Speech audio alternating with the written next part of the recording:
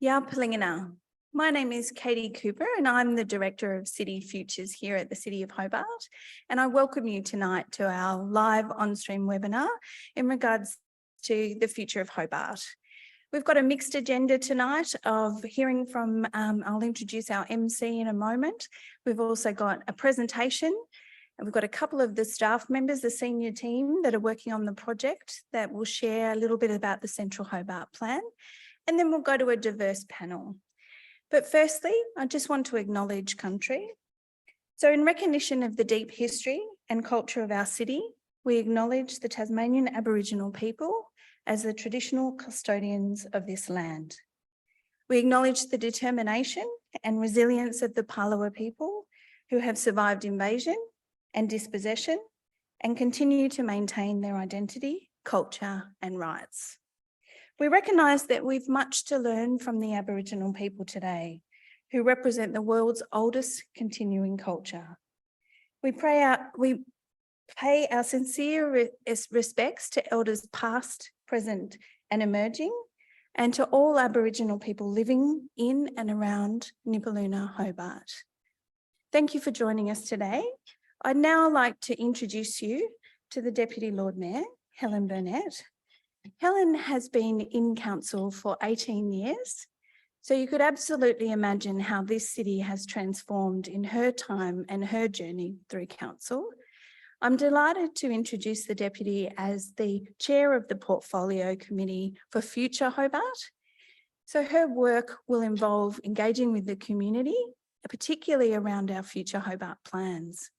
We've got an incredible challenge ahead of us, and we look forward to being able to take you on the journey, both with this plan and with others. Deputy, if I may ask you to come up. Thank you. Well, thank you very much, Katie, and welcome everybody both here in the room and online tonight. Imagine, if you will, Hobart 10, 20 or 30 years from now on and beyond. What will make it a city where neighbourhoods and their people thrive, a city which is easy to move around, in which to do business, to visit, to grow up in, is connected to mountain and river, our natural places, is respectful of heritage but welcomes innovation and is climate ready. The Central Hobart Plan, out for public comment until April the 30th, is the framework for future development for the 64 blocks at the heart of the city.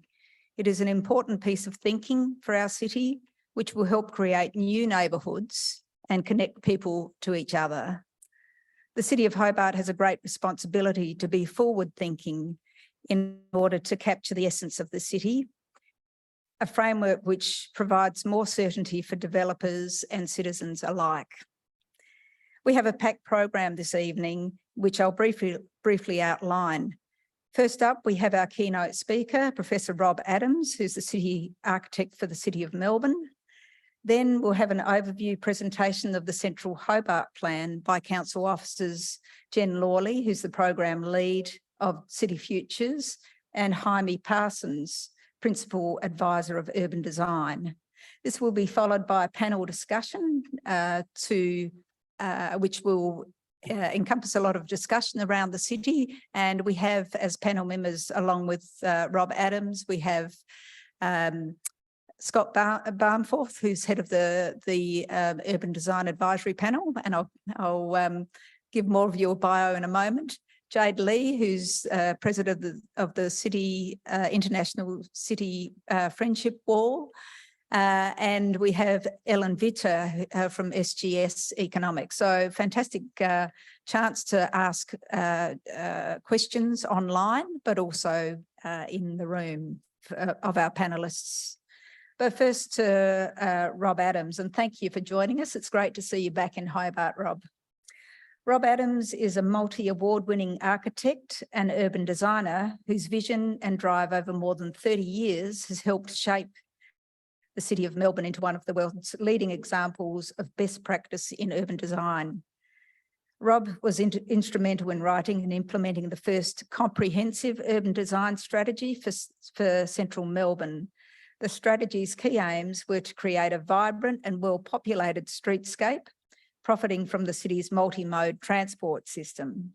Alongside major public projects, Rob also oversees many of the smaller details which make Melbourne such a livable city, such as opening the laneways for retail use and installing bluestone paving, street furniture, new lighting, signage, and extensive tree planting.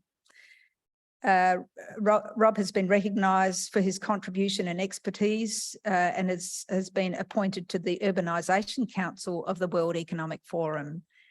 His insight and vision continue to be sought as the population of Melbourne expands. A passionate advocate of Melbourne medium density development for housing and commercial uses along major tram and bus corridors as a way of curbing urban sprawl, he is currently engaged in discussions on how to accommodate future population growth effectively within the existing metropolitan boundary. I went on a tour with Rob a few years ago, a walking tour around Hobart, and certainly gleaned a lot from that. But I now invite him to talk about the legacy of shaping Melbourne over the last 20 years. Thank you, Rob.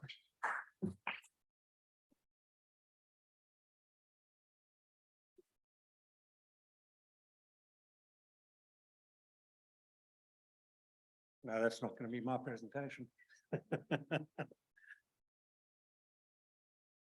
While they're getting up the presentation, I'd just like to also acknowledge the traditional owners of the land that we are speaking on this evening, and the elders past, present and emerging.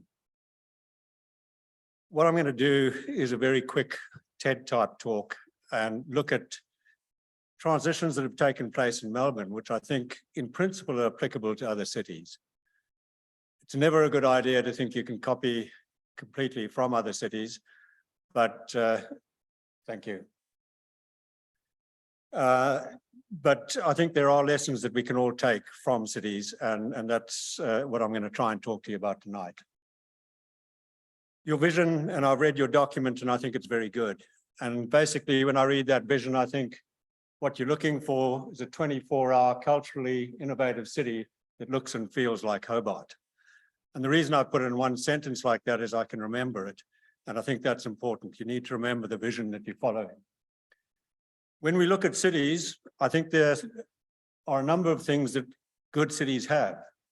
Local character, density, mixed use, high quality public realm, and good connectivity. And I'll talk to those as we go through. They also need to include the community they're building within, public participation, integrated action that we're all pulling in the same direction, and adaptability. We're adapting our cities. We're not designing a city from scratch. We're taking what we've got and adapting it. These are the 10 I'm going to go through, and if I run out of time, I'll leave off the 10th, which is the metro city, but I'll try and get through the whole lot. When you look at local character, every city has its own local character, and it's important that you understand what that is. In Melbourne's case, it might be its architecture, it might be the bluestone paving. It might be the fact that in the 19th century, the city grew up in such a way that it created lanes and arcades that are now used as a sort of a tertiary pedestrian system through our city. Those lanes, once used for people to walk down, have now become commercially viable by people trading in them, sitting outside, and Melbourne is now known for its lane culture. But you need lanes to have a lane culture. So look at your own character and what you've got. Density, in many cases, is a dirty word, and people are saying, I think the Victorian government is saying let's not use density anymore. I'm not sure what you're going to use. Is it intensity or is it vitality? But you need enough people to make a city exciting and for a city to work. So whatever that word is, you need people to live there. And what happened in Melbourne over the last few years got slightly out of control, and there are a whole lot of reasons which we can't go into tonight. But through a program that started back in 1992, it was a case of saying, we can convert old buildings into residential buildings, old office buildings. And it came off the collapse of the property market in the late 1980s. Back then we had 685 dwellings in the central city. Each one of those dots is 5 dwellings. We didn't have too many convenience stores. By 2016, we had 41,000. We've now got 60,000 people living downtown. You put 60,000 people downtown, you change the economy of the place. And what comes off the back of that is food and beverage establishments. So we had 604, we've now got 1,900. So there's a whole culture in Melbourne. In fact, post-COVID, there are more people coming back at night and over the weekend than during the working week. So the city is actually thriving again, but off a different basis to the one it had before. Retail was fading in the 1980s. Now we have, then we had 1,900 establishments, 2,400. So that population brings with it an energy and an economy, and it actually brings with it young people. We've got many universities downtown. We're a university city. 40% of our population is students. Our average age is 26. The third thing you need is active movement. And I put a title next to that grey to green, because if we had said back in 1980 that we're going to start taking space away from the motor car, there would have been a small riot. So we didn't say that. We said we're going to start widening footpaths and planting trees. And in fact, what we did is we went through our city and looked at streets that we could change, one of them being Lygon Street, which you can see there. And we widened the footpath and we planted trees and we put a median down the middle.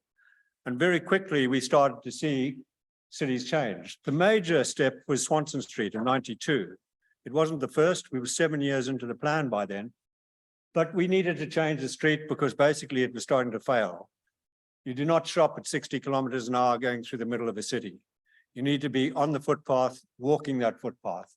So we closed the street and the street was fading, as you can see on the left-hand side, and we planted 100 trees and we widened the footpaths by 3.5 meters.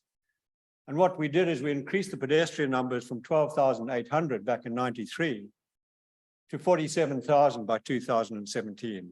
And just before COVID, there was 60,000 people walking down that street. That's a shot taken just before COVID. We started to talk about, did we have to start taking some of the furniture off the street because of the crowds on the street.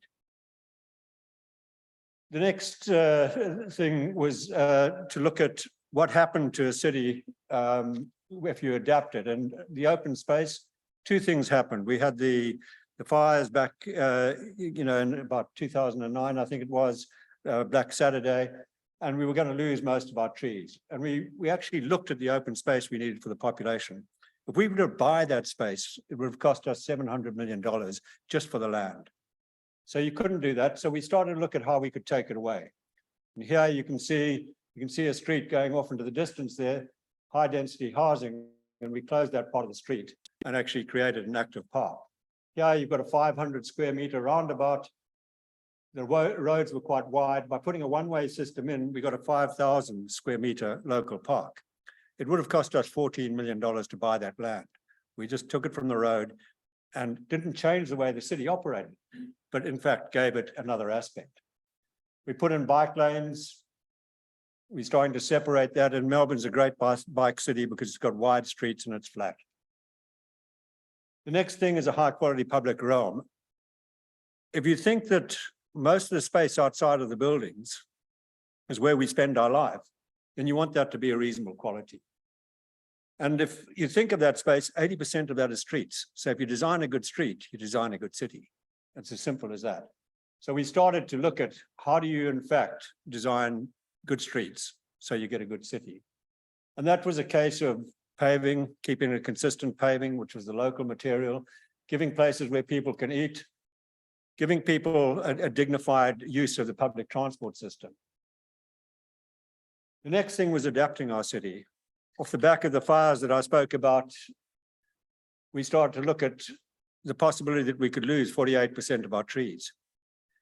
So we decided we needed an urban forest. We needed it because we needed a forest to cool our city. And when this started, I said to my staff, I don't want you to go out there and talk about trees, because you're going to get into an endless debate about exotic and indigenous. I want you to talk about the characteristics. We want to go from 22% to 40%. 5% of any tree species. We want a diverse set of trees for obvious reasons. We want to improve the health of that vegetation. We need to get water into the soil to make them survive. And that was the strategy. And of course, it was adopted, because who doesn't want more trees in the city? that are diverse and survive. This is an interesting fact that we lost 173 people with the bushfires in 2009. 374 died of heat exhaustion. That had nothing to do with the fires. That's climate change. That is what is actually going to happen to our cities if we don't adapt. So we're going to lose these trees, as I told you. We surveyed every tree. You can see there, if it's red, it had 10 years left in it. And we decided that we had a real problem, hence the strategy. You can see here some of the characteristics of that. We had big gardens that had been planted out many years ago, and we had a predominance of elms and plane trees. And we needed to, in fact, vary that. The little brown thing in the middle there with the big brown dot at the end is called a drought. That's not a drought. That's climate change. The drought's the other little stuff along there. We're in a situation now where we are in the middle of climate change. We all know it, and we can't wait to see if someone else can solve the problem. We need to change. So we're planting trees just about everywhere we can plant them, and that gives you some before and afters. The next thing is, if you've got trees, you need to get the water into the soil to keep them alive. Building tanks is expensive, but running water off a street into a tree pit that's below the ground so that the water goes into the soil before it goes into the pipe is a very easy thing you can do each time you plant a tree. We did make some tanks. In fact, this diagram, the blue lines are where we put large medians down our street. We're lucky we've got large streets. So we've got permeable surfaces that the water can get into. And we've got a ring of tanks, which are those stars that go around the top. And they're basically to catch the overland flow and also to get water to feed into our parks. And that helps us control overland flow in the city. These are the medians. They were great during COVID. You could get out there and have Pizza Friday with the grandchildren. Those are my grandchildren. This is an example of what you can do with facilities in an historic garden. We had a big depot. What we needed was a big water tank. So what we did is we actually rationalized the depot, and under that green area there is a 5 million litre tank. And there's a rain garden there purifying the water. We also built a cafe, and a ticketing centre for Cook's Cottage and the conservatory. So a number of initiatives. We got back 4,000 square meters of open space and a 5 million litre tank. And it was paid for by the federal government and ourselves. So that's where you start to get partners, and partners are a big part of it. The next thing we've been doing is greening our buildings. CH2 was the first 6-star Green Star commercial office building in Australia. And it was it's a laboratory in a way. We tried just about everything to see what would work and what wouldn't work. And we came up with a building that in fact saved about $400,000 in its energy and water. But most importantly, because of the way it handled its air, which is from the floor up and extracted at the ceiling, you were working in a fresh air environment. That was worth, according to CSIRO and Adrian Lehman, 10% of the salaries in that office. That's $2.4 million a year. We paid for all the bells and whistles within 4 years. Conventional buildings are like the one on the top. We blow the air in, we mix it around so we all share it, and then we pull it out. The other dispersal system is what you're seeing there, which CH2 has got. And it's interesting, only now, the state government is coming down in a few weeks' time to look at CH2 to see what we've done there, which I think is an interesting thought. Renewable energy and storage, once we've done all that stuff, we start to look at how do we get big companies to green their businesses. And we start to produce what's called the Melbourne Renewable Energy Program. We built wind farms. We got partners, and you can see the partners here, and we built an 80 megawatt capacity wind farm, 39 turbines. We did it again shortly afterwards and built 110 gigawatts. That, gave us the energy, that green energy into our own businesses. So we're greening that economy. What we're doing now is putting in neighborhood batteries so that energy that is generated and can be generated off things like apartment blocks can be shared in the city. And that's a program that's about to roll out. One of the things we've done is councils never have enough money to basically do what they want to do. So you've got to use other people's assets, or you've got to use your assets cleverly. And these are some of the public-private partnerships. And every time I put the slide up, I think there are others that we could put here. In a way, postcode 3000 was a public-private partnership. But I want to talk to you about one to give you some idea. This is just being completed at the moment in Melbourne. It's right opposite the Queen Victoria Market. We bought a site on the corner and we had to pay 86 million for this. And that was an eye-watering amount of money. And the councillors were asking, how do we justify that? What we were getting was a community hub, 15% affordable housing. We got 56 units, 500 underground car parks, which sounds like not the thing to do at this stage in your life. But if you're taking 700 off an open lot car park next door and turning it into an open space, it's valued at $118 million. That helps your economics. So that's exactly what we're doing. We're getting rid of the surface level car park and we're putting 500 under the building. We've got new open space, we've got hotel, we've got long-term rental in the apartments, and we've got 6-star Green Star rating. We've petitioned the building off. Whatever's blue there is actually owned by someone else. The blue on top of the green is the affordable housing. The green is ours, the car park underneath and the community buildings and the city library and all those things that are going in. The financials here, you can't read, but basically what they're telling you is you pay 86 for the site, you then build community facilities, you then start to get a return off the piece you sell to the private developers. You have a residual land value. You had to, in fact, build those community facilities anyway, and we sell 3 buildings that they used to be in, which were uneconomical. The final thing is you add in the value of the open space, and suddenly you're way ahead financially. So those are the things that we've been doing, and we've done about 10 of them, and we also, there's one that's just being sold now where we took a car park that the state government gave us, turned it into a development site, which Lend-Lease is going to develop, and it's just been sold for 126 million, which is being reinvested back in Queen Victoria Market. Those opportunities sit in all our cities. If you see a surface level car park, think opportunity. I'm very quickly going to say, well, that's fine. What does this mean to a metro city?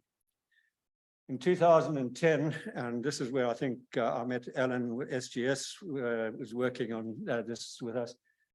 I just come back from going to South Africa, and I was born in Zimbabwe, and I went to university in Cape Town. This is our city. We've got an intense core, and we've got these suburbs that run out for miles. And what we now know, because Griffith University has done the work, is that most of the capital cities in Australia are failing. You see 2001 to 2006, this is vulnerability to mortgage and petrol prices. Take a look at that and you can see the 2006 is quite dramatic. You can look at online and you'll see the other cities, Brisbane, Sydney, Perth, etc. The lesson I learned was when I was back in a 4th-year architectural student in 1969, I traveled overseas and all the baby boomers had come to the system and they were expanding the universities. That's where all the architecture was. Came back to do a thesis next to the architectural faculty and asked the planners, what are you doing? You've got 5,000 students, you're stuck in a national park, you're in a Herbert Baker designed heritage listed building. How do you accommodate the future? And I said, we've asked a different question. The question we've asked is, how well are we using the stuff we've got? Lecture theatres were being used for 17.5% of the academic week. Went back 40 years later, trebled the students, hadn't built anything. Built one building up there where I was going to do my thesis. What that told me is we need to look at our cities and reprogram them, re-timetable them using the resources we've got, and decided to apply that to Melbourne, got some money out of the state government to do a study. And there were many people who helped with this. But we looked at our activity centres, of which we've got many, and we worked out that at 5 to 8 stories, you could get 860,000 people within walking distance of a railway station. We've got many of those, and there's been a debate in the last few weeks in Melbourne about whether we should have 3 or 4 CBDs. Every single one of those should be a mini CBD. Don't try and pick winners, just give them all the opportunity. The next thing was the road-based public transport, the corridors, and you can see how the fabric changes. Immediately you get behind there, you're into residential. So don't touch the residential. You don't have to. If you just put your density along those corridors, You've got fantastic systems. You've got a radial system that crosses a gridded system. So if your buses can get to the trams and the trains at the same time, then the system works. We looked at the corridors and we actually worked out, taking all the sensitivities out, heritage, all the rest of it. You could get 2.4 million people living just on those corridors. This is what a corridor looks like, and this was a photograph taken back in 2010. So you can see the quality of the buildings along that very expensive infrastructure. What if you built 5 to 8 stories? Suddenly you can get populations along there, and that's what's happening here. This is the sort of thing that's happening in Melbourne, and I think that's exciting. You've got people living there, you've got businesses operating at the ground level, and you're on a public transport route, so you're supporting the public transport. This little building with the green in, social housing, it used to be an open lot car park. They've got the same number of car parking spaces at level 1, which you can't see. They've got a supermarket, they've got council offices, and they've got childcare. That's arguably the best use of that site in central Melbourne. The most important thing is that community who thought of themselves as being on an estate, now think of themselves as being on Brunswick Street. They've got a new identity. They're part of the neighborhood. And that psychologically is a huge step in the right direction.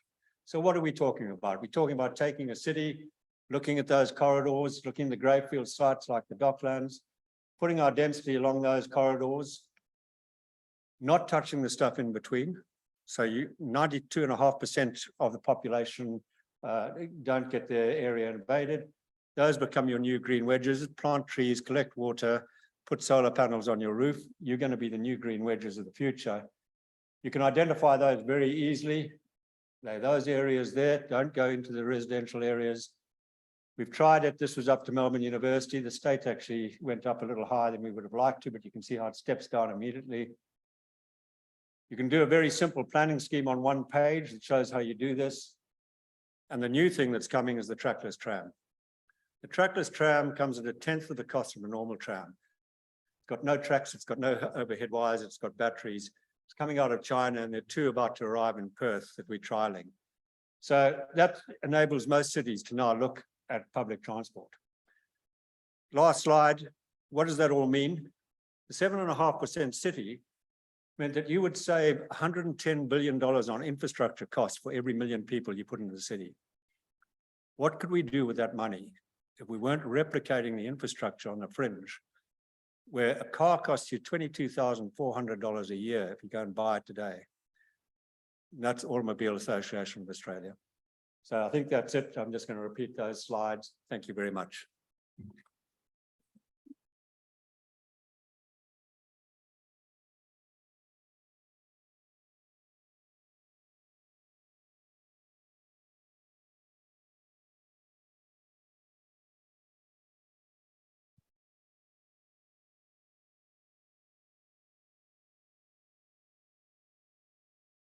Okay, we're just going to make sure we've got the right slides for this next stage.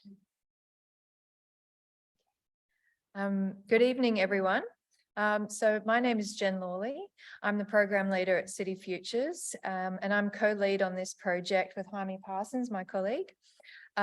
We've been working tirelessly over the last few months together to get the draft plan up and to a point where we're really happy with all the input that we've had from our key stakeholders and get it out for community consultation. We've had a fantastic few weeks already. We've had almost 3,000 visits to the Your Say page, 900 downloads of the document. We're in a fantastic position, and we're starting to have some really interesting dialogue with the community, given the environment that we're in at the moment. Okay. All right, so the 10 minutes of presentation that I'm going to give you, I'm not going to go page by page through the actual plan. It's more about setting the scene and the strategic vision for the whole of Hobart. We've got significant challenges facing our city. They're challenges and opportunities. What you see here with the strategic drivers, they've been the essence of this project right from the beginning. We've had revised figures coming from Treasury around population growth and additional workers and total floor space demand. And the project has been adapting through COVID and has now reached this final draft stage. So these key strategic drivers have actually fed into a larger portfolio of work that we're now embracing. The whole of city plan that we are going to start, what we've started working on, is called the Future Hobart Plan. So there has been a complete recognition by council and the community that this Central Hobart Plan is just one of the many pieces that we need to investigate for our whole city, the whole LGA. We are embarking on quite an ambitious program of other structure plans, and the Future Hobart Plan will sit above them. You'll see there that we've got the Central Hobart Plan as our first key structure plan. It's the city, it's the CBD. We've learned a lot over the last few years, and we're going to take that learning into the next structure plans that we're actually undertaking.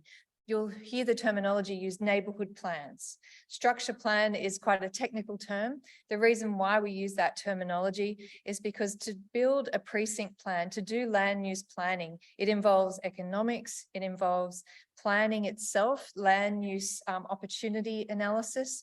It involves community and understanding the social community layers to all the projects that we're doing. It involves the climate, it involves open space, it involves the stormwater systems, the rivulets. It touches every department at council. So it's an ambitious program of work, but we're hoping that the learnings and all the work that we've undertaken on the Central Hobart Plan over the last 4 years has given us the tools to move forward into this next lot. So the vision for Central Hobart, Rob talked about it briefly. This vision has been established on the project for a number of years. We've tried to embody it in all the work that we've been undertaking for the project. The precinct itself, I'll skip over this. We are familiar that it's 64 city blocks. It's not a small precinct in itself, and I'll talk a little bit more about that in terms of how it actually is a series of precincts into one plan.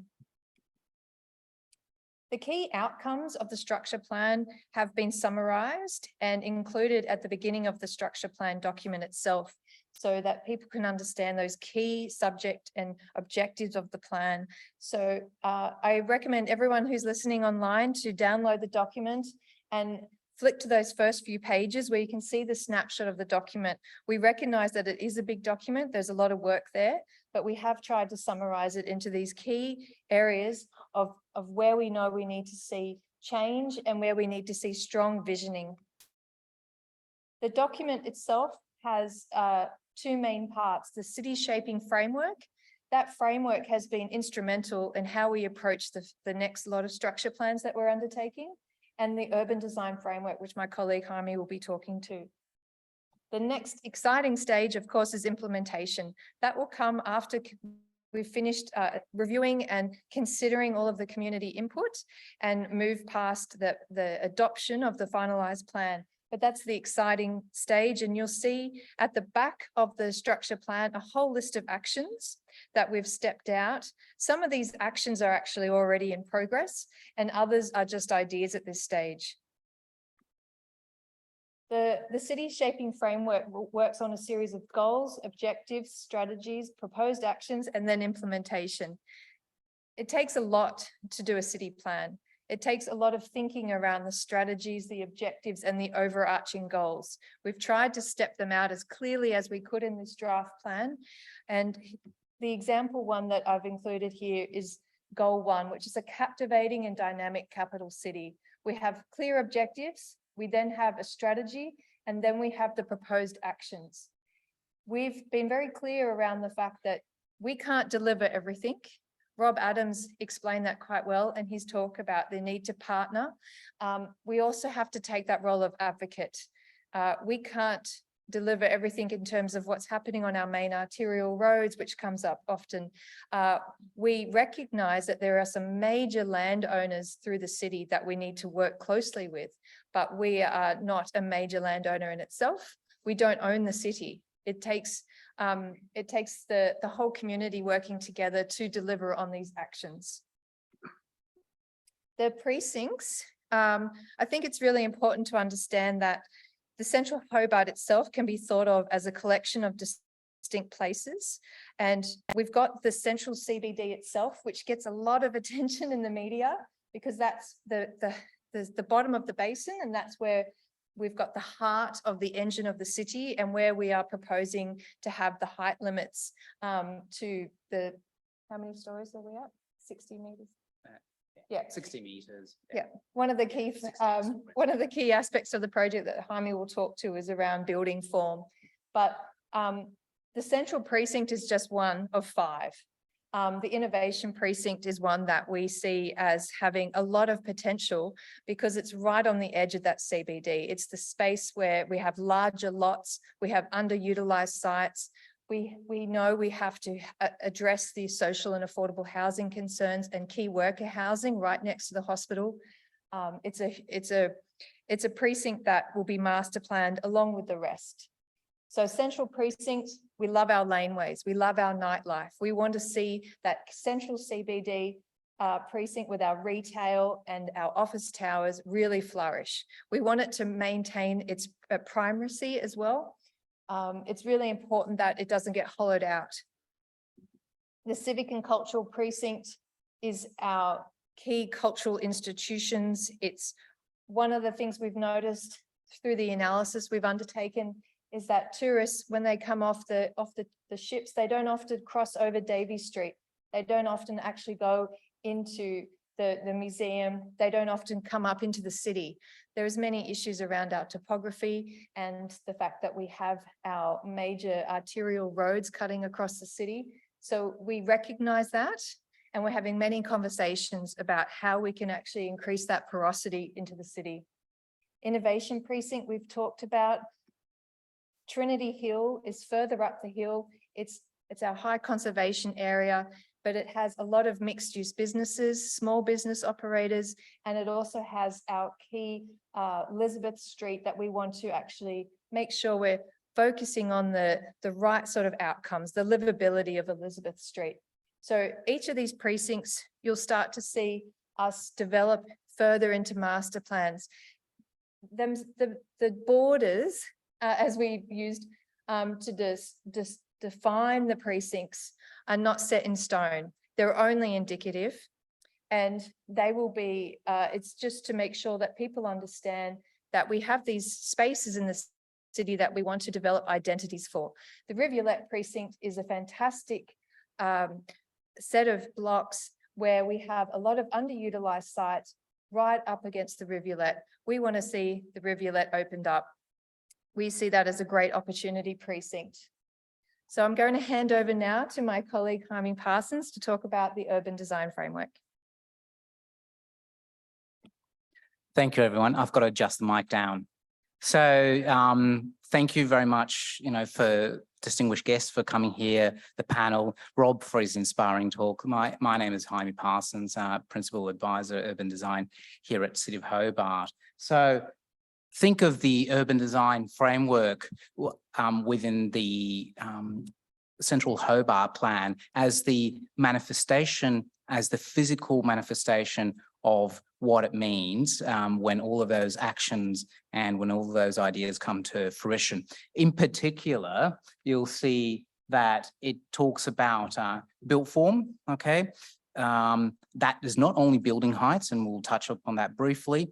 It's also about open space, and open space is anything that happens between our buildings, and it's where life happens, and it's also about movement. It is implemented through the planning scheme in the future when these become planning amendments, or as you like to call them, new sort of planning controls. But it also is implemented through those programs that my colleague Jen was talking about. It's about, the work that local government does, that City of Hobart does, but it's also about the partnerships with everyone, and hopefully also with the community and some of the people that are listening.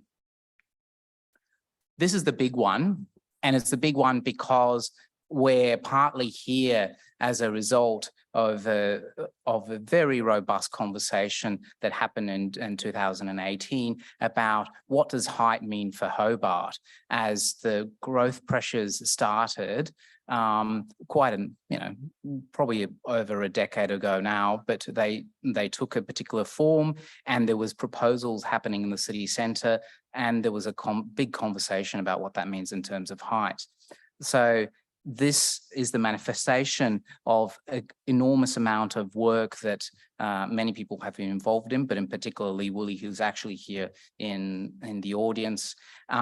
And it really tries to encapsulate where height can be accommodated in a way that respects the setting of the city. To quote Lee, we're a small city in a large landscape, and the higher form really happens in the lower part of the city in the basin. And then as you rise, it transitions away. But not only that, it also reflects the land use, the underlying land use, where the central Hobart, the central precinct that already has the highest, the tallest buildings, will remain as such, and then you transition into the opportunities offered in innovation and the residential areas beyond. But what we really experience is the street. And so as part of this, we're not only talking about heights, more importantly, we're talking about the amenity on the streets. That's why we're proposing to introduce what's called street walls. What is that? That's basically the edge of the buildings along the streets. These will be lower, and above that, if the building is higher, it will be set back from that. That is to provide good solar access, minimize the impact of wind, but also keep the character of our streets that we love and care about. And there's also going to be setbacks introduced to ensure some amenity between buildings. So there's still light and there's still natural ventilation, so that people that may live above, our commercial ground can also enjoy a good city. So it's also about the active ground floor I was mentioning. So we want to ensure that the city is a place where people visit. It's a place where commercial and economic activity happens. So we're expanding the active frontages. What does that mean? Well, it basically means that there's in good amounts of glazing, so people can see what's happening in the businesses and can interact with the businesses. It will be extended in terms of the amount, the intensity of it at ground floors in the city centre, but also in terms of the extent. But probably for a lot of people day to day, it's the opportunity that the plan brings together with a future development of having better and more open space within the city centre, which has been identified as an area that matters a lot to all of us. Those hashed areas there in grey, if you may see on your screen, those are opportunities for new open space, but there's also the importance of the Hobart Rivulet. The Hobart Rivulet is not only an asset for stormwater, it is also an open space in its own right. It is historic. It is also a place of meaning, for Palawa people, and it is part of the beating heart of Hobart. So we have an opportunity here to daylight maybe parts of it, and also to interpret parts of it and see what we can explore in the future. And the streets. So Rob said it better than I could ever describe it, but a great city needs great streets, and we're seeking to make our central streets places that have better footpaths, have more street furniture that's good for people to rest and linger, street trees. So these are not just green streets in the sense of providing more tree urban canopy and meeting the 40% target the council has set, but they're also places to encourage people to spend more time in the city and enjoy it. Now, I won't go into a lot of detail, but suffice to say that overshadowing is a key consideration in the plan. There's a lot of controls that will be placed to protect the most valuable open space that we have. And in terms of streets, seeking that balance between providing for that change and evolution the city needs, but also that sunlight during parts of the year in the central parts of the day. Now, with movement, there's a lot of work and partnerships that will need to happen as well with our colleagues in state government.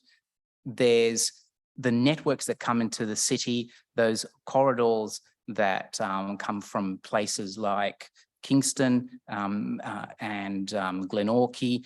Those are coming to fruition.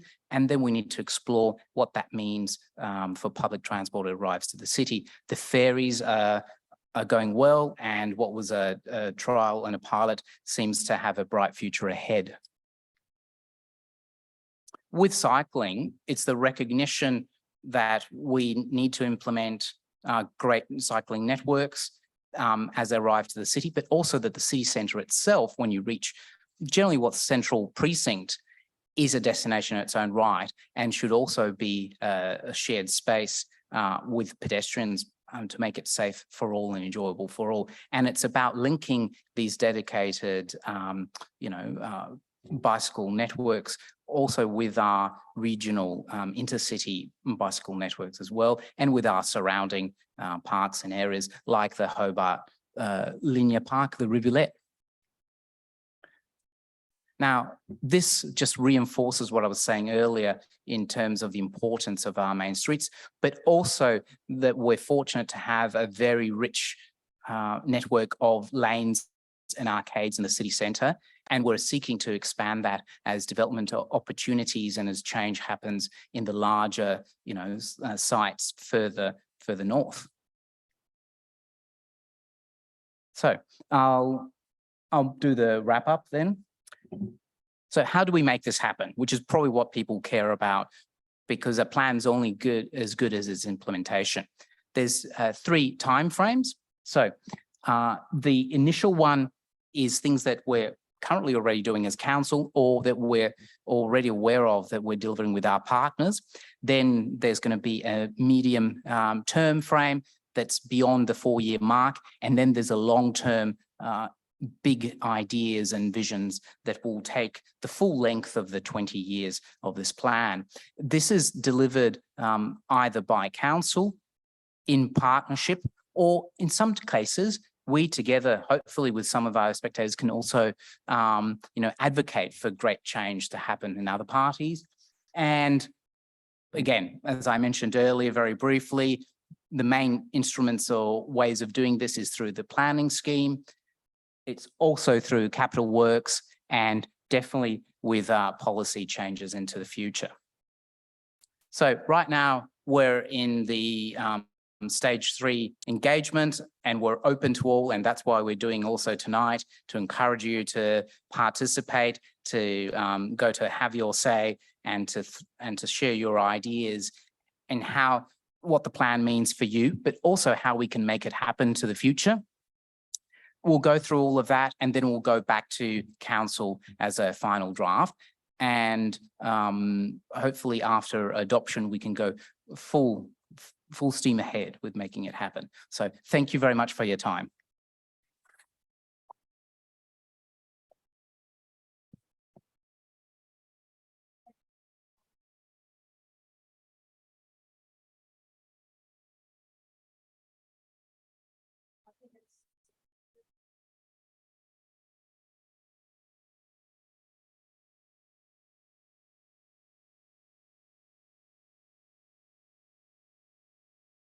So I'd like to call up the panelists. So Rob, please come up, and Scott, I'll introduce you and just provide a bit of background. Please come and take a seat.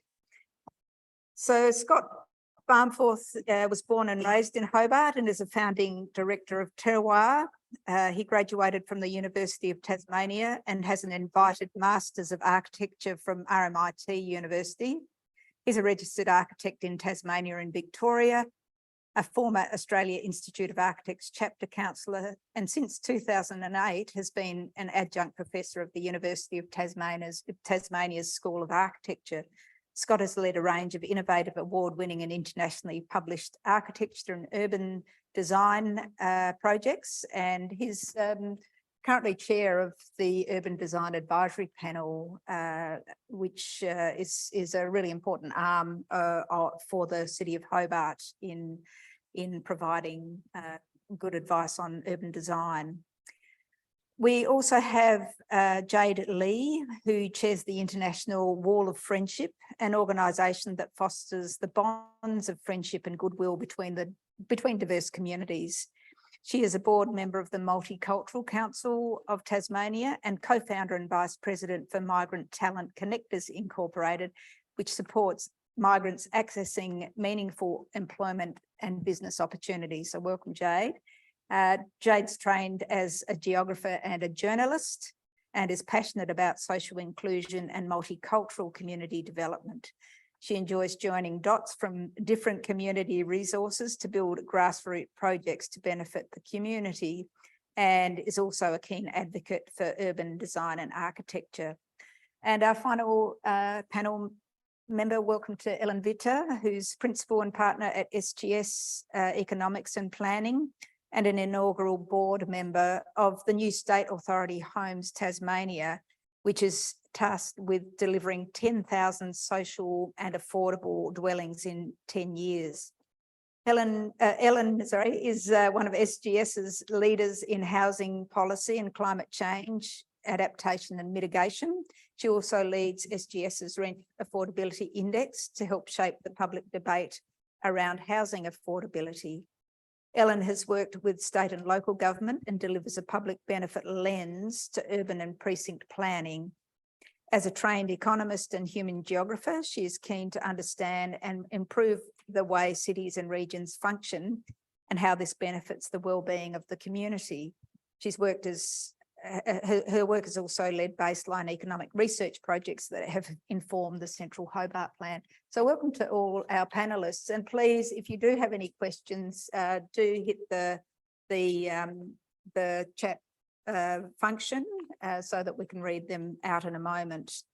But I'll start with a question for you, Rob. You've had a walk around this today of City, and you've also had a look at our central plan. So what are your initial thoughts, and how is Hobart placed to take this on? Well, I think, as I mentioned, I think the plan you've got is a very good one. As I read through, a lot of that resonated with the questions you should be asking and the controls and guidance you should be putting in place. One thing did stick out to me a little bit, and that's when we change a plan, we change the value of land. And if you suddenly say you're going to give 16 stories to a site in the centre of Hobart, you've built an expectation and a value. You need to capture that value on the way through. And too many people don't capture that value. And the only person who benefits is the person who owns the land. And it's an enrichment that I don't think is fair on society. So I think one of the things that I would consider would be, is there a certain height limit that you think is reasonable? And I'm picking a number now, 8 stories. And if you're getting above that, what is the public getting back as you go higher in those areas? And I think that's something you could think about. And it could come through a development levy. Sydney certainly has a development levy. We don't in Melbourne. And we've really lost out as the city's developed. We haven't actually got the benefit that we've been able to reinvest. So that's the one thing. The other thing that occurred to me as I walked around, and I walked up Elizabeth Street and back, and then I walked up Murray and back down Argyle, and driving in with a taxi driver, he said, I love Hobart, it's got one-way streets. And I've never been a fan of one-way streets, but I suddenly saw an opportunity in the one-way street, because if you're walking up Murray and you see 4 or 5 lanes of traffic coming towards you, and at 10 o'clock in the morning, there aren't too many cars. You suddenly say, well, what is the opportunity to take part of that street, match it with your bike plan, match it with your green plan and your pedestrian priority, and maybe widen the footpath. You could still keep the same function that the parking could be on the street in another lane, but could in fact be not there during your peak hour. So you just manage the utilization. We're using land differently. Just using land differently, Mhm. not changing the function in terms of its carrying capacity, but just in fact getting more back for the people you say you want to, the pedestrians and the bikes and the greening of your city. And suddenly I started looking at all your streets slightly differently. And I took a whole lot of photographs. And I think you could green the city and pedestrianize it in a way that gets a balance between different modes of transport. Mhm. And I think that's the biggest opportunity. And I always thought it was a negative for Hobart. But today I suddenly thought it was a real positive. That you've got land there you can use in a much better way. And we have Councillor Ryan Posselt here, whose portfolio is mobility. So he's very interested in that, as is Councillor Bill Harvey, whose portfolio is infrastructure and sustainability. So it's good to have you in the room. To Scott, a question for you. Thinking into the future, we've got these looking at growth for 7,000 more people. How do you think we are placed to approach some of these challenges for our city? Thanks, Helen. Thanks for the question, and thanks for the presentations thus far, and particularly to Rob. Look, I think it's an exciting future, but it's one that's going to come with a lot of challenges that we're aware of. And I think Rob sort of hit the nail on the head, sort of that we want a city that sort of looks and feels like Hobart. And Rob was very careful in pointing out that what worked for Melbourne won't work for Hobart necessarily.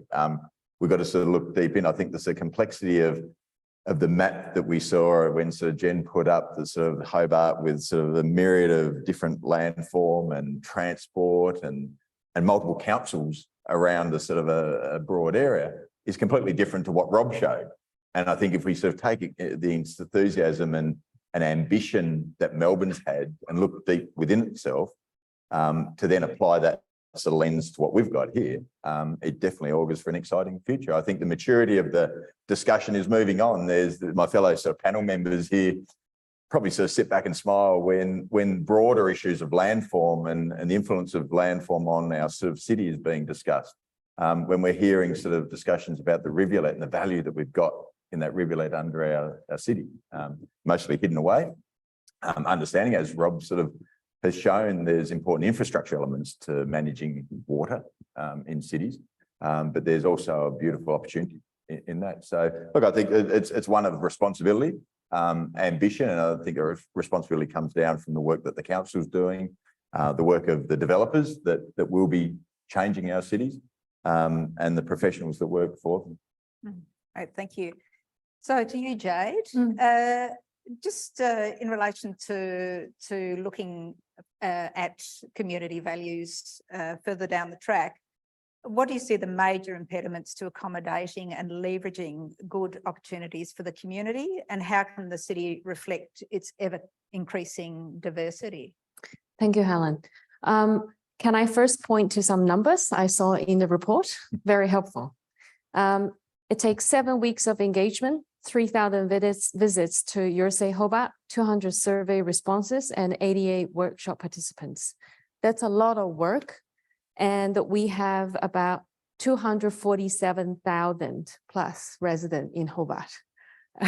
So I think the biggest impediment could be how we engage the community on an ongoing and affordable way, and then timely to get their feedback, become a very healthy loop of feedback to the city and city act onto it again. That will tie into what Jen mentioned earlier of all the proposed actions. I see myself as a connector between high level thinking, like the plan, and also the community grassroots action. So if we can have visible community meeting places in the city throughout as a requirement or some mechanism attached to big developers, and then let community groups start taking ownership of these meeting points to collect and feedback and help the city to keep building. That could be one of a very, how do I say, good potential to overcome the impediment. Yeah. In terms of diversity,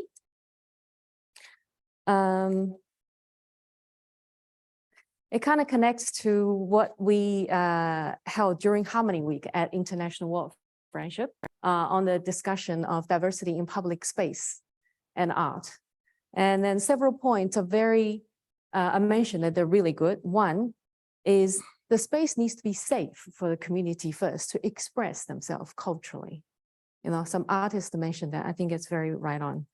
And then second, the engagement point for artists, new artists coming to the island to engage with the local artist, entry point for them to do work together, to create cultural statement relevant to their identity and sense of belonging. And the third point, even more onto the guts of it, is how do the sense of belonging will come when people move to the island and develop the need and then desire, want to express themselves in a cultural diversity kind of way.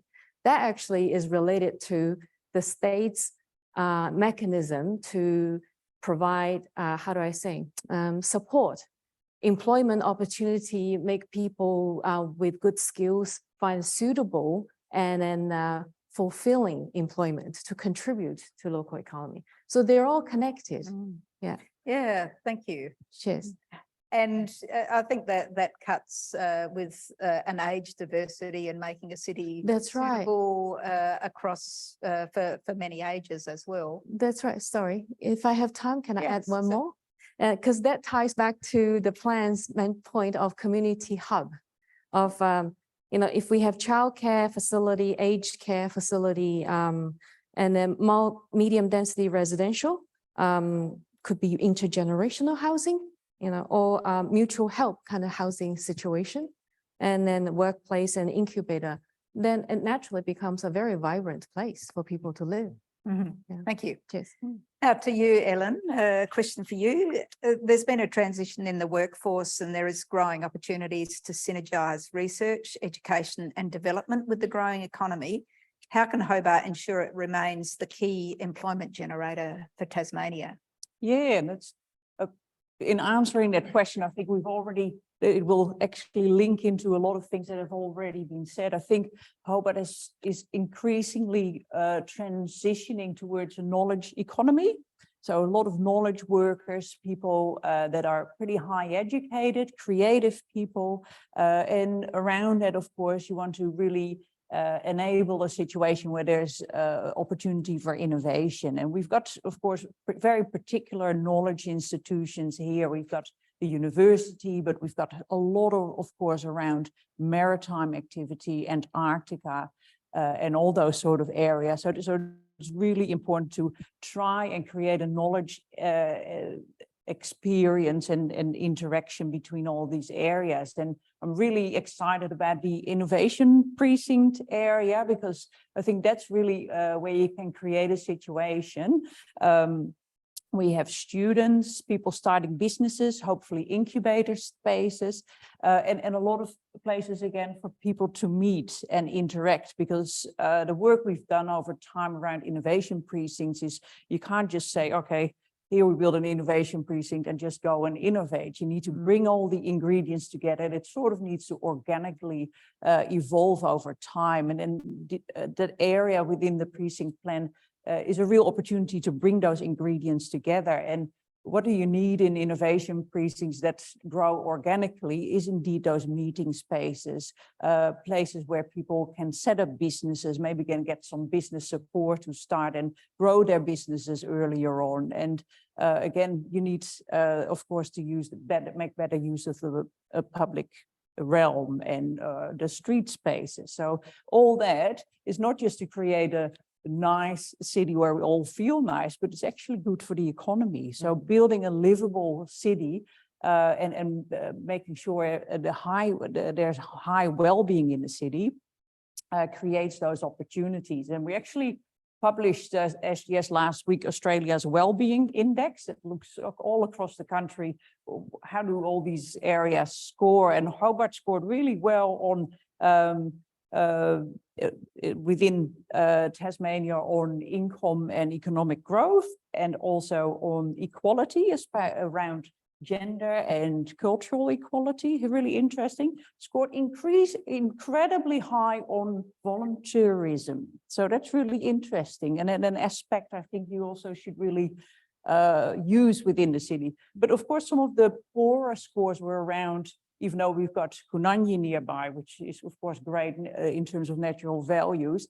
Within the central area, we actually saw the natural and green infrastructure not scoring so well. And a really big issue is, of course, the high levels and increasing levels of homelessness and rental and housing affordability. Because if you want creative people to come here and bring vibrancy to the city, we do need affordable places to live. And so I think that's another really important focus is creating that very good places for medium density housing and diverse housing, where you have a mixture of social, affordable and full market housing, and really close to economic activity as well. And so especially the innovation precinct and around has those opportunities to really deliver on that. Thank you. We've got questions from online, and the first one is, how can we add more affordable housing to the city? Can we consider selling air rights? Is that something, Rob, that you would recommend? I think you could do that. I think there's another way that you could do it more effectively, and that would be, and it might be in the plan, and I apologize if I've missed in the reading, that you could, one of the benefits of someone moving from, say, 8 stories to 16 stories, insist on a percentage of affordable housing. And there are many cities around the world that go anything from 20 to 50% affordable housing. I think Ellen's hit on something that is really important here. If you want, young, creative, key workers to stay in the city, they've got to have an affordable place to live. Otherwise, they're not going to live here. And you don't want them to have to commute from vast distances because of the cost of doing that. I think I mentioned in the talk, one of the energies of Melbourne is its students, and the fact that 40% of the residents within central Melbourne are students. And I'm interested in looking at the slide, and I see all the university sites dotted around. And I think the partnership with the university and the city is a very important one. How do you, in fact, get those sites developed for the university as mixed-use sites within the fabric of the city? Because I think they would bring with them enormous energy, and they would provide, opportunities for affordable housing with that. So it is the hardest question in Australia at the moment. How do you get affordable housing?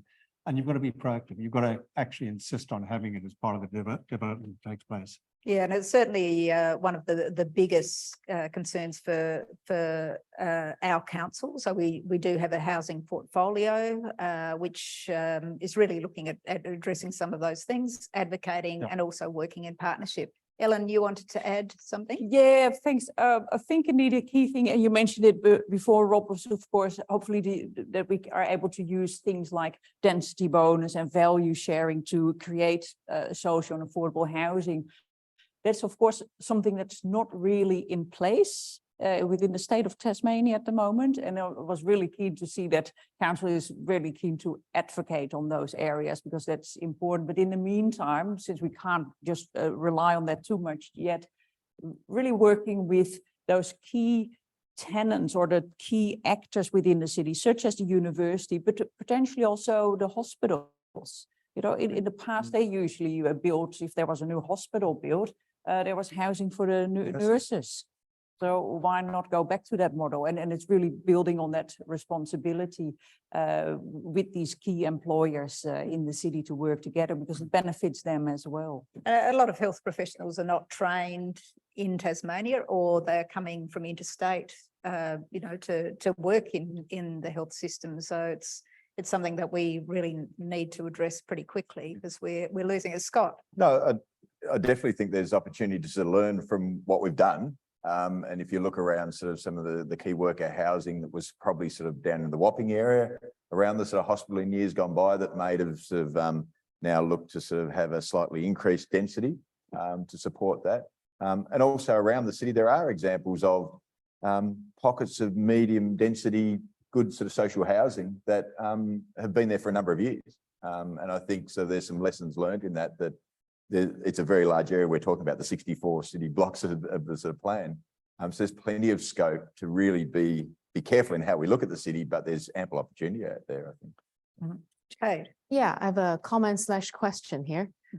Which one goes first? Transportation development first or medium density housing? Because so often I got asked by students or businesses in the community, you know, yes, it's a good idea to have more dense and situation and university move to the city. But how can we mediate, you know, solve the problem of congestion and not enough bus and then, you know, other modes of transportation? So how can we advocate to push forward better public transportation? Yeah. I think one of the things you might look at is what most suits Hobart, because you see a lot of big buses in the centre of Hobart. And I wonder, given, you know, the size of the population and the topography, whether in fact, you know, a big bus is the most useful way of getting around. And the Uber in Sydney are offering a service whereby small minibus would pick up 6 or 8 people, rove and come back. And it's mostly costing $4. That's right, yeah. Rather than costing a bus fare. And it's coming to the front door. Yeah. It's not a bus stop up the hill 200 meters away or down the hill 200 meters away. So I think the transitional transport strategies that you should really consider, and it might be that you do it through private enterprise, someone like Uber, and basically back them to help you deliver public transport. Yeah. What's the role of city or state in this, I wonder? You know, people have asked me what I do, and I recently wrote a book and I called myself an urban choreographer. I think the role of city and state and private enterprise is to come together in a conversation with a sensible outcome that benefits all. You know, it's not, you know, all in favor of the city or all in favor of the state government and all in favor of the developer. I think there are solutions out there that favor all of us. And if you get a city that's actually working and people enjoy living here and they can find accommodation at a reasonable price, and they can move around their city, either walking, on bike, on scooter, or Uber share, then whatever it takes.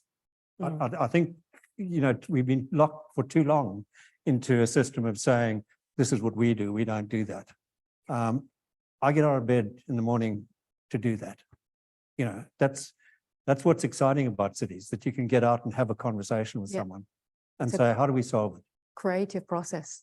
It's a creative process. Creative process, and great to have the framework as well. And there's another question from online. How do we move to more innovative solutions to ongoing on-street parking battles? So that probably follows on, and it probably is partly covered in what you said before, but. Yeah, it's interesting. I know it's school holidays.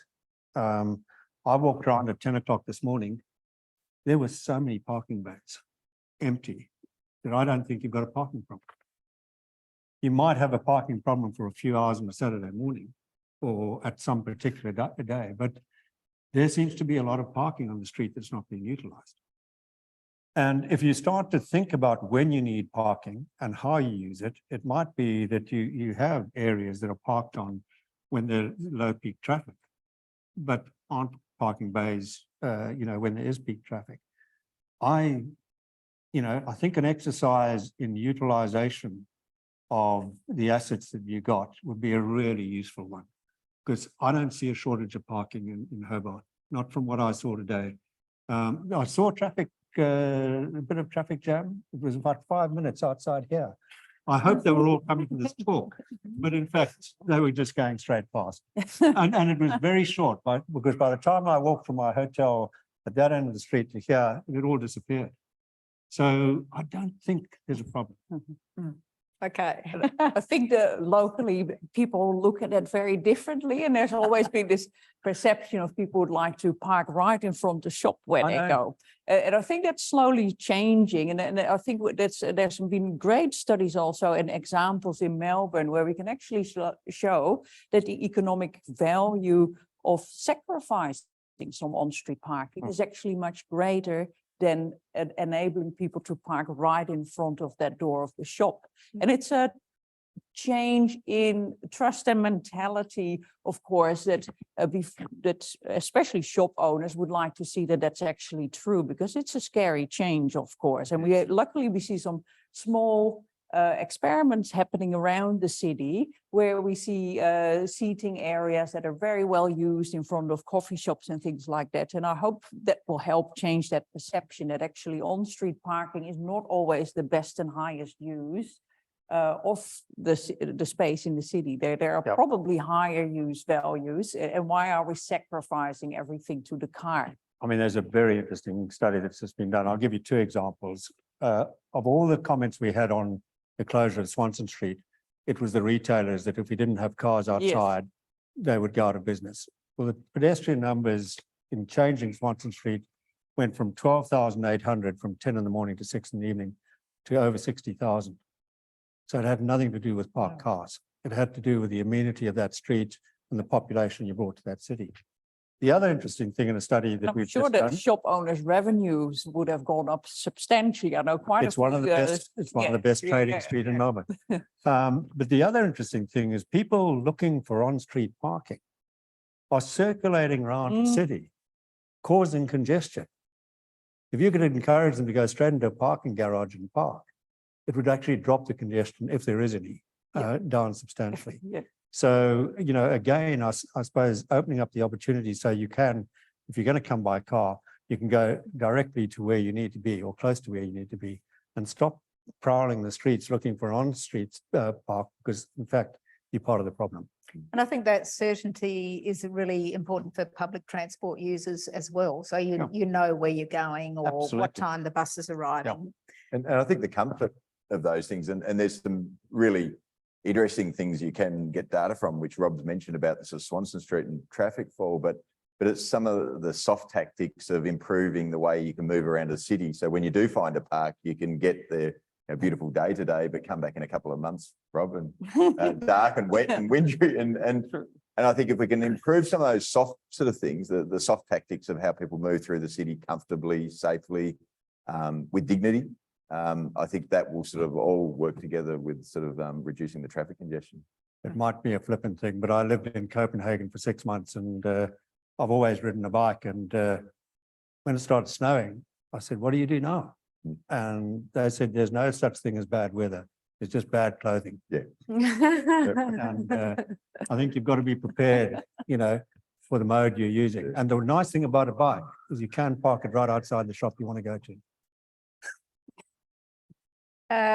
You talked about the CH2 building, which is a really fine example of sustainable development. I'll pose this question to you, Scott. How do we drive sustainable development? Could we incentivize development to reduce embodied carbon in construction? Are we up to that stage? I think we should be. If I put another hat on, we're sort of doing a mass timber building in Launceston at the moment, and yeah, I think there has to be some incentives to encourage that. That doesn't mean it sort of throws out any sort of issues about improving the city, the townscape qualities. But I think that's another layer of that sort of design excellence, but improving sort of our sustainability outcomes in building. Definitely. Did anybody else do you want to add anything there? Look, I think there's so many opportunities there. I mean, as I illustrated with CH2, the biggest return on us was the wellness factor that we created within the building. So it wasn't only sustainability, it's working in those buildings if it's healthier. The most expensive a piece of equipment you've got in the building is people. And so you want them to, in fact, be, healthy and happy in that building. And I think we're at an exciting tipping point, where we're going to mass timber buildings. We understanding that you can actually design buildings in a way that they're not totally reliant on, air conditioning and things like that, that they open up when they need to open up and they lock down, and you can gain that heat naturally in many cases. So we should be doing it. And there's always this argument, why aren't we doing it? Well, we try to put it in the planning scheme. We try to put sustainability in the planning scheme. It's the wrong place. It should be in the building code. The building code is the right place to have sustainable standards. Then everybody is on a level playing field. They all have to reach a certain standard. Whereas the planning scheme is too open to debate and, all the things that go with planning schemes as we know them. So if we're serious about sustainability, stick it in the building code. The other thing about something like mass timber is it's incredibly light for our cities. And Rob made mention before of sort of the Docklands Library, which is an early sort of instigator of mass timber, and how quiet the construction is. And I think if we're bringing more people in to live in the city, we've got to think about how the construction has its own noise effects as the sort of city's unfolding. So it's a complex sort of idea, but there's benefits in using different technologies to enable people to live comfortably within a growing city. I mean, on that library, the safety record was exceptional, because the biggest piece of equipment you had was a cordless drill. You're putting screws in the drill about this long, and there was no heavy equipment. They didn't have a crane. They actually brought in portable cranes as they needed to lift the panels into place. It changed the whole way people thought about building, and there was no offcuts. Everything came pre-sized, so there was no wastage. So, look, I think it's out there for us to do. I think In terms of the building code, that of course would need a national change. Yeah. And would it be, that may still be some time away before that changes, and is there a need in the meantime to think, well, maybe we use the planning scheme until we see better times? It's up to you as to what incentives you want to put into your plan in Hobart. I've said it 3 or 4 times, and maybe it needs repeating, is that you do not have to give away a certain height. No. You could actually say there's a standard height, make it the street wall, which I think was 20 meters. That's your standard height. If you want to go above that, then you're going to do a few things. You're going to set back so you respect the street, and you're going to start giving benefits. And one of those things should be a sustainability standard. But if you're going to go up and get extra height, you need to be a sustainable building. You need to be 6-star, Green Star, or whatever factor you want to put on it. It will happen. People always live in fear that if you start putting these things on, development won't happen. People are coming to Hobart. They love Hobart. Hobart's a great city, and they want to live here. So don't mess it up by not actually putting the stuff up front that makes it even better. And I think we live in fear that people won't come. They will come. Okay, we've got time for just one last question, and then we'll wrap it up. So how do we ensure infill development has been well designed and sensitive to heritage as well? Yeah. Jade, you want to start with that? Because the word heritage echoed with what I thought earlier when Rob mentioned widening pedestrian space. Because so many of our streets are lined with heritage house you can't really touch, then how can you widen it? No, That's I why. misunderstood. Yeah. I don't believe in widening the street. Yeah. And in fact, I would argue strongly against it. I mean, I'm widening the the footpath. footpath, does So it I'm go taking- into the building? No, Not no. at all? No, Right. take away one traffic lane, That's it. that's it. Okay, yeah. Pave it, bike lane, Yeah. on a tree. Okay. It's actually, it is the easiest, cheapest thing to do in any city to change it. And it brings multiple benefits with it. I mean, we walked into the mall today, and the mall was one of the things we were going to discuss. And at the top end of the mall, I was coming down into it. There were a couple of architectural elements in the street, and then there was a canopy. And the architectural elements looked as though they were meant to have signboards, and it had no signs in them, and they were empty. And there were no trees. And then I looked down the street, and there was a row of 5 or 6 huge plane trees. And I just thought, What if you'd done that up the top end? What if you'd taken out those 2 silly signs and planted 2 trees? What if you'd actually just done a few of those things that make spaces feel good? So this does not take a lot of money, but it does take a consistent vision over many years to just go through a city and just keep on doing it. And incrementally, you'll make that city better. Yeah, I think widening the discussion about what heritage is also, because I think it's been a one size fits all approach. There's heritage which is incredibly important, if in a built sense, that's incredibly important and intact, but there's also opportunities to re-life a lot of our heritage buildings. And to pick up on what Rob says, there's spaces that have a heritage value to them that we probably haven't valued as a city, up until now. So it's probably, we've just got to mature that discussion, I think, because it's not sort of just a one size fits all approach to what heritage is. Ellen, do you want to have the final word? Again, heritage is such an inherent part of the identity of Hobart. So it's something you really want to do right.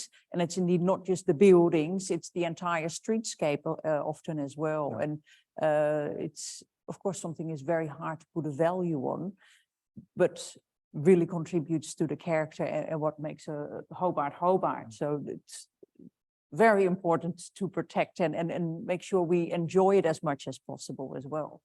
Wonderful. The renovation of Theatre Royal, for example, it Yeah, is it's so well amazing. done. And then it creates public space that honors the heritage. So when it's done right, designed right, and then the in-between spaces of buildings can be a real value. Yeah.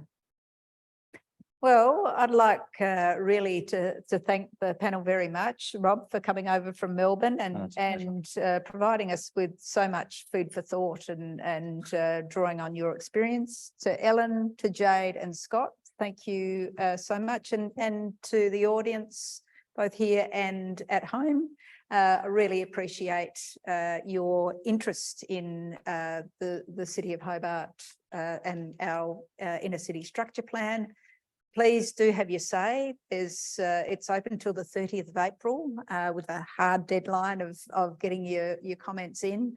And there'll be a pop-up at the farmers market on Sunday. So please do come along and ask questions of Jen and Jaime and the team. And I'd really like to thank all of those people who have put things together for this webinar tonight.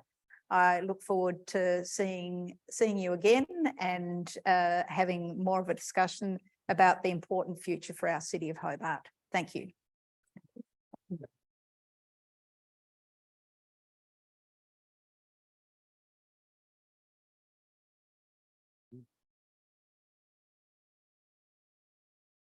Well,